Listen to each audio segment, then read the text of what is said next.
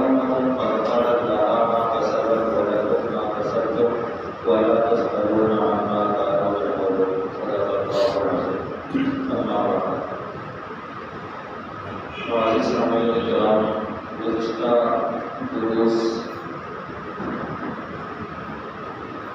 سے مل کر بات بنی اسرائیل ہی سے مخاطب ہوتی ہے اور انبیاء علیہ الصلوات و تسلیمات کی محنتوں کا ذکر قرآن پاک کرتا ہے. اور چونکہ انبیاء علیہ الصلوات و تسلیمات کو امتیوں کا سب سے زیادہ درد ہوتا ہے، سب سے زیادہ احساس امتی کا انبیاء ہی کو ہوتا ہے. یقین کر لیجیے کہ باپ اپنی اولاد کے لیے وہ سچ نہیں سوچ سکتا جو نبی اپنے امتی کے لیے سوچتے ہیں. نبی بہت دور کی سوچتے ہیں، نبی بہت دور کے ارادے رکھتے ہیں. انبیاء علیہ الصلوات و تسلیمات کی آپ تاریخ کر دیکھیں، آپ کو اندازہ ہوگا کہ انبیاء نے امتیوں کے لیے 950 سال کا طویل عرصہ صرف اور صرف اس بات پر لگا دیا کہ یہ انسان بن جائیں، یہ جنت میں جانے والے بن جائیں. پیارے پیغمبر صلی اللہ علیہ وسلم نے جتنی تکالیف برداشت کی ہمیں سامنے رکھ کر، یہاں تک کہ قرآن پاک نے سابقہ انبیاء علیہ الصلوات و تسلیمات کی وصیت کو بھی نقل کیا. قرآن پاک کہتا ہے کہ قال ربکم اسلم، جب اللہ تعالیٰ نے ابراہیم سے کہا کہ تسلیم ہو جائیے، انہوں نے کہا اسلمت لرب العالمین، میں اپنے رب کے سامنے جھک گیا.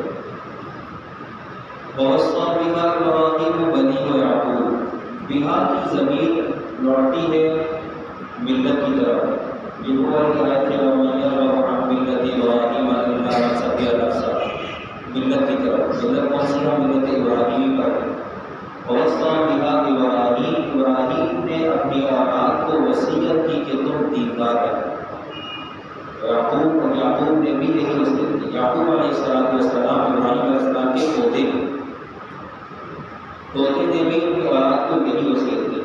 ابراہیم علیہ السلام کے 5 بیٹے ہیں، 2 کا تذکرہ قرآن پاک میں ہے اور مریم، مدائن اور دیدار کا تذکرہ قرآن پاک میں نہیں ہے. اسحاق اور اسماعیل کا تذکرہ ہے، دونوں نبی سارے صالح تھے، سارے نیک تھے.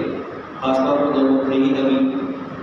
اسحاق علیہ السلام کا جو تذکرہ ہے یہ نبی علیہ السلام کی، اسحاق علیہ السلام کی اولادوں میں یعقوب آ گئے. ابراہیم علیہ السلام کے یہ پوتے ہو گئے. ان کے 12 بیٹے تھے، بیٹی کوئی نہیں تھی. انہوں نے اپنے بیٹوں کو وصیت کی. ہم تو یہود یہ نعرہ کرتے آ رہے تھے، یہ نعرہ کرتے آ رہے تھے، زمانے سے کرتے آ رہے تھے کہ یعقوب یہودی تھے. تو اللہ تعالیٰ نے اس بات کا جواب دیا، ام کنتم شہداء اذ حضر یعقوب الموت، کیا تم اس وقت گواہ تھے جبکہ یعقوب کو موت آئی؟ اذ قال لبنیہ ما تعبدون من بعدی، جب انہوں نے کہا اپنے بیٹوں سے کہ تم میرے بعد کس کی عبادت کرو گے؟ تو بیٹوں نے جواب دیا نعبد الہک و الہ آبائک ابراہیم و اسحاق الہا واحدا، ابراہیم اسحاق کا ایک معبود، اسی کی بات کریں گے. ونحن لہ مسلمون، اور ہم اس کے لیے جھک چکے ہیں، ہم اس کے لیے اسلام لانے والے ہیں. تلک امۃ قد خلت، یہ وہ لوگ ہیں، یہ وہ گروہ ہے، یہ وہ جماعت ہے جو پہلے گزر چکے. لہا ما کسبت ولکم ما کسبتم، ان کے لیے وہ ہے جو انہوں نے کمایا کھایا، اور تمہارے لیے وہ ہے جو تم نے کمایا کھایا. یا کھایا کا لفظ نہیں ہے، کسبتم جو تم نے کمایا. یہ کمائی کون سی کمائی ہے؟ یہ کمائی آخرت کی کمائی ہے. ولا تسألون عما كانوا يعملون، ان سے سوال نہیں کیا جائے گا وہ لوگ کیا کیا کرتے تھے. ہم بہت آرام سے لوگوں کو کہہ دیتے ہیں کہ وہ اپنی قبر میں جائیں گے، ہم اپنی قبر میں جائیں گے. یاد رکھیے قرآن پاک نے کہا ہے اتأمرون الناس بالبر وتنسون انفسکم، تم لوگوں کو نصیحت کرتے ہو نیکی کی اور اپنے آپ کو بھول بیٹھتے ہو. اپنے آپ کو بھولنے کی اجازت نہیں ہے. اور اگر جن لوگوں نے اللہ رب العزت کے سامنے اللہ پاک کو جانتے مانتے اللہ سبحانہ تعالیٰ کے احکامات کو بھلایا ہے تو اللہ تعالیٰ نے کیا کیا؟ وَلَا تَكُونُوا كَالَّذِينَ نَسُوا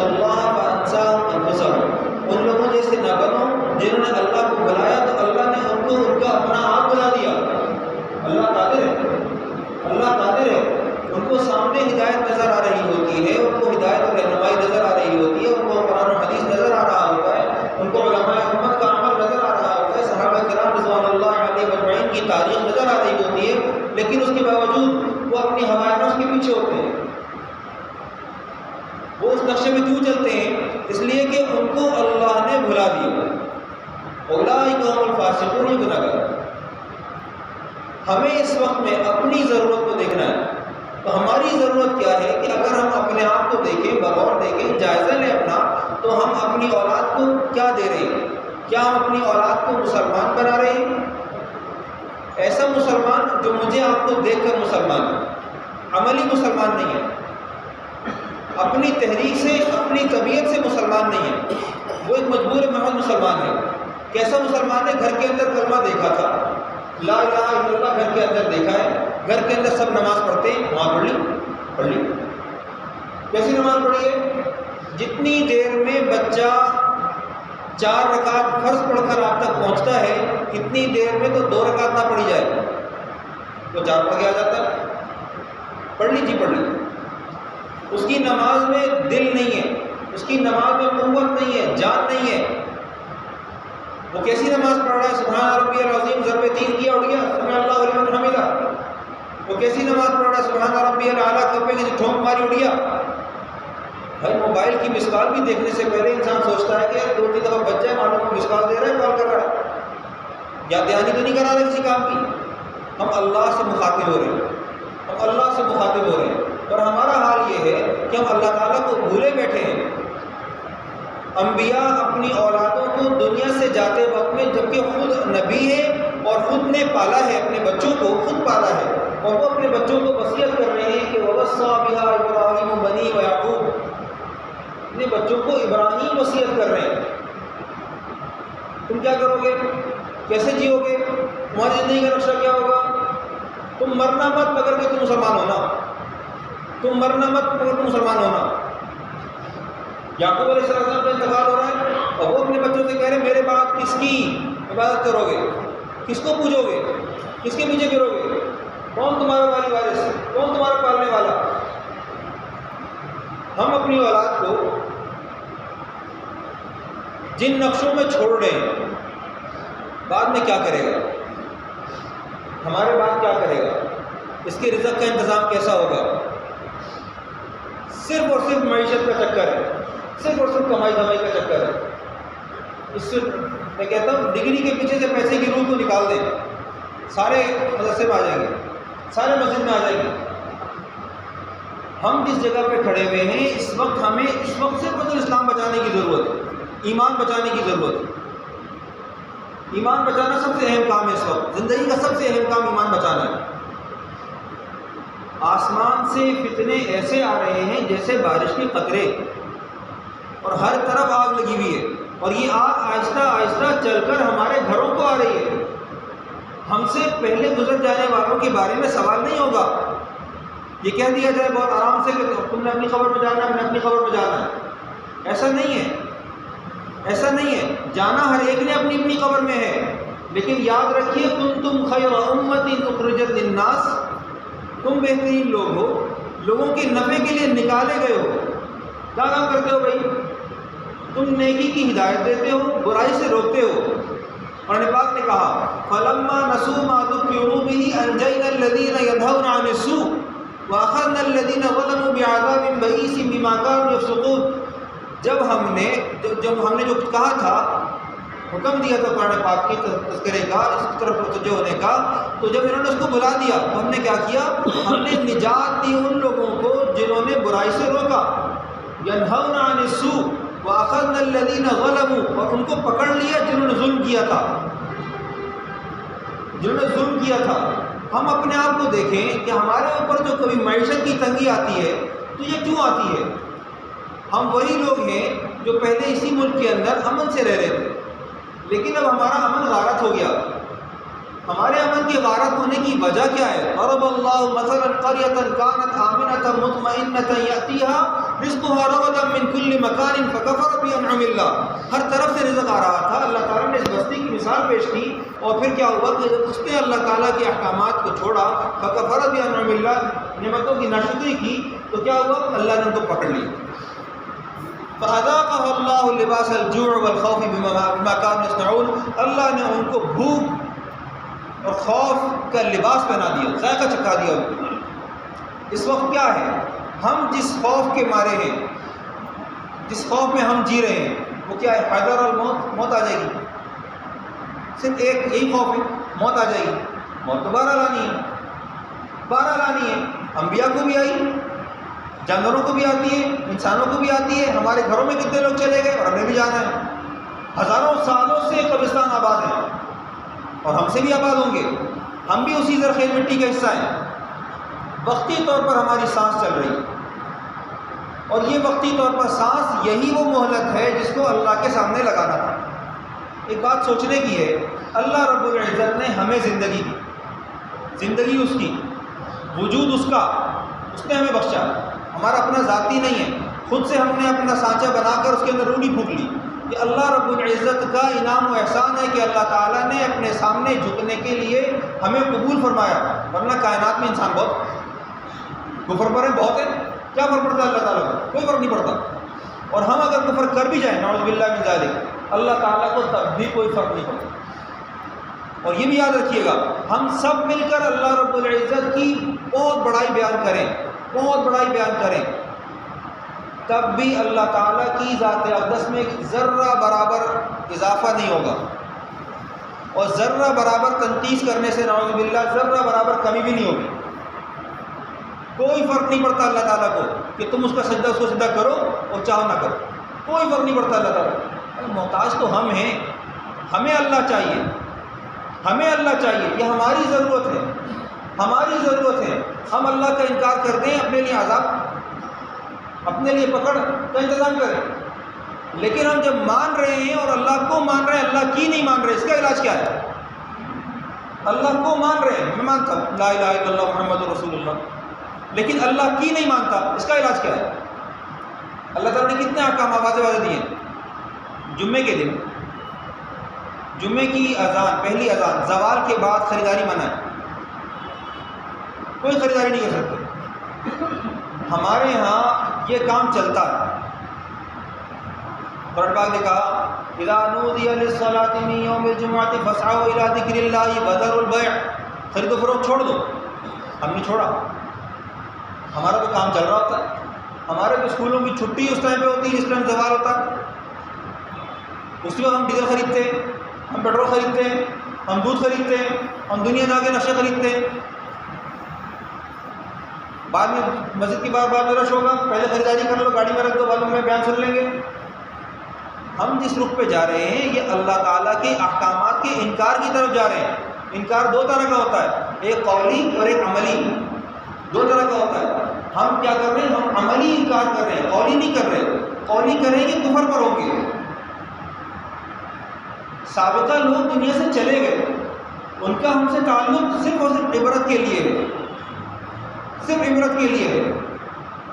ہمیں اللہ تعالیٰ نے قرآن پاک میں جو واقعات بتلائے ہیں وہ ہماری نصیحت کے لیے بتلائے ہیں، اور ان نصیحتوں سے اپنے ماضی کو نہ دیکھ کر ہم جس طرح گمراہی کی طرف جا رہے ہیں، یہ گمراہی جو ہم نے خود خرید لی ہے اور اس کے لیے ہم باقاعدہ پیسے دے رہے ہیں۔ حالانکہ اللہ تعالیٰ نے کہا تھا ان اللہ اشتری من المؤمنین انفسهم واموالهم بان لهم الجنہ، اللہ تعالیٰ نے مومنین سے ان کا مال، ان کی جان جنت کے بدلے میں خرید رکھی ہے۔ ہم تو بکا ہوا مال تھے، ہم تو بکا ہوا مال تھے، ہم کہاں دنیا کی چکا چوند میں لگ پڑے؟ ہم تو اللہ کے تھے اور اللہ کے ہیں، لیکن راستہ بھول بھال گئے، بھٹک گئے ہیں، واپسی کا راستہ تلاش کر رہے ہیں، لیکن جو اس راستے سے چل کر واپس آنا چاہتے ہیں وہ راستہ اللہ کی دین کی طرف آتا نہیں ہے۔ اللہ کی دین کی طرف آنے والا راستہ وہ قلب سلیم چاہتا ہے، وہ توبہ چاہتا ہے، وہ توبہ چاہتا ہے، اور اس کی بنیاد ہمیں اپنے گھروں سے ڈالنی پڑے گی۔ حدیث میں آتا ہے، نبی کریم صلی اللہ علیہ وسلم نے ارشاد فرمایا کہ عورت 4 باتوں سے نکاح کی جاتی ہے، اس کا مال، اس کا نسب، اس کا حسب، اور اس میں فاظفر بذات الدین، دیندار کو ترجیح دینا۔ ہم اپنا گھر بسانا چاہتے ہیں اور ہم بہت اچھا سا ماڈرن سا گھر تلاش کرتے ہیں، اور اس کے بعد یہ چاہتے ہیں کہ ہماری نسل سلامت رہے، ہماری نسل میں دین چلے۔ یہ کیسے ہوگا جب گہوارہ ہی ٹھیک نہیں تھا، جب گود ہی ٹھیک نہیں تھی، جہاں پر صلاح و فلاح پائی نہیں جاتی تھی، جہاں قرآن کی تلاوت پائی نہیں جاتی تھی، جہاں اللہ کا ذکر پایا نہیں جاتا تھا، وہاں سے ولی اللہ پیدا ہوگا؟ کیسے ہو سکتا ہے؟ کیسے ہو سکتا ہے؟ ہماری جو توقعات ہیں اپنی اولادوں سے، ان اولادوں سے توقعات رکھنے کے لیے ہمیں ان کو اپنا مذہب پڑھانا پڑے گا، ان کو اپنے قریب، اپنے مذہب کے قریب لانا پڑے گا، اور اسی دین پر ہم مرنا تو چاہتے ہیں، ہم چاہتے ہیں کہ ہماری ایمان پر موت آئے، لیکن ہم نے اپنی اولاد کے لیے کیا انتظام کیا ہے؟ انبیاء نے تو اپنی اولاد کو وصیت کی، میں نے بھی آیات پڑھی، وَوَصَّىٰ بِهَا إِبْرَاهِيمُ بَنِيهِ وَيَعْقُوبُ يَا بَنِيَّ إِنَّ اللَّهَ اصْطَفَىٰ لَكُمُ الدِّينَ فَلَا تَمُوتُنَّ إِلَّا وَأَنتُم مُّسْلِمُونَ، تم نہ مرنا مگر کہ تم مسلمان ہو۔ موجودہ نقشے میں کیا ہماری اولادیں اسلام پر مرنے کے قابل ہیں؟ جتنی جدت ہمارے گھروں میں آ رہی ہے، جتنے کپڑے ہمارے گھروں میں تنگ ہو رہے ہیں، جتنی والدین کی بے حرمتی ہو رہی ہے، جتنی والدین کی بے کرامی ہو رہی ہے، تو یہ کیا سارا کا سارا اسلام نے دیا ہے؟ یہ اسلام نے دیا ہے؟ اسلام نے تو قطعا نہیں دیا۔ اسلام نے تو کہا تھا وَبِالْوَالِدَيْنِ احسانا، والدین سے احسان کرو۔ ہمارے احسان کا حال یہ ہے کہ والدین کی کھانسی ہمیں بری لگتی ہے، والدین کا وقت مانگنا ہمیں برا لگتا ہے۔ آتے ہیں ہمارے پاس، آتے ہیں، تذکرے کرتے، شکایتیں لگاتے ہیں۔ ایک صحابی آئے نبی علیہ السلام کے پاس اور آ کر انہوں نے شکایت کی، آخری بات کرتا ہوں، آج میں تشریف لا کر عرض کیا یا رسول اللہ میرا باپ میرا سب کچھ لے دیتا، کچھ نہیں چھوڑتا، سب کچھ لے دیتا۔ نبی علیہ السلام نے فرمایا، جن دیر میں وہ صحابی پیش ہوئے اتنی دیر میں ان کے دل میں کچھ نہ کچھ اشعار گزرے، بڑے قاتل قسم کے اشعار ہیں، بات بہت طویل ہو جائے گی۔ نبی علیہ السلام کے پاس آئے، وہاں سے جبریل نے تشریف لائے، یا رسول اللہ ان سے پوچھیں وہ جو تمہارے دل پر اشعار گزرے وہ بتاؤ۔ یا رسول اللہ کیا اللہ تعالیٰ وہ بھی جانتے ہیں جو میرے دل میں تھا زبان پہ نہیں آیا؟ جی بالکل جانتے ہیں، فرمائیں۔ اور اشعار پڑھے، اشعار پڑھے۔ وہ اشعار کیا تھے؟ ان کا خلاصہ یہ تھا کہ جب تجھے سردی لگی ہم نے تجھے گرم رکھا، خود سردی پہ رہے، جہاں تو گیلا رہا ہم نے خود کو گیلے میں رکھا اور تجھے آرام پہنچایا، تمہیں سوکھے میں رکھا، آرام پہنچانے کا انتظام کیا، تمہیں گرمی تو ہم نے اپنے لیے تو تمہارے لیے راحت کا انتظام کیا اور اپنے لیے سردی کو برداشت کر لیا، سب گزر گیا۔ اللہ کے نبی صلی اللہ علیہ وسلم نے شاہ فرمایا انت ومالک لابیک، تم اور تمہارا مال تمہارے باپ کا۔